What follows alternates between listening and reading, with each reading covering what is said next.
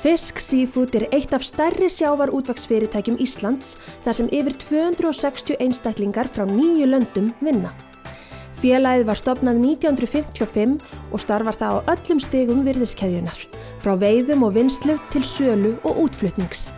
Á Sauðárkróki rekin fullkomin bolfiskvinnsla, frysting og þurrkun þar sem 70 einstaklingar vinna. Þar farið eftir ströngustu gæðakröfum og stöðlum og hefur vinnslan hlotið alþjóðlega EFS-vottun og áhersla þar á sjálfbærni og fullnýtingu hráefnis.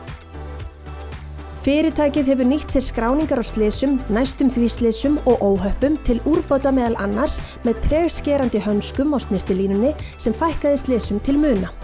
Auk þess var hannaður búnaður fyrir hnífa til að fara á milli staða og til geymslu. Gönguleiðir eru afmarkaðar og lyftarar eru með viðvöruna bakkljós til að afmarka þeirra öryggisvæði. Mikil áhersla lögð á snyrtimennsku á vinnusvæði og öryggi, heilsu og vellíðan starfsfólks.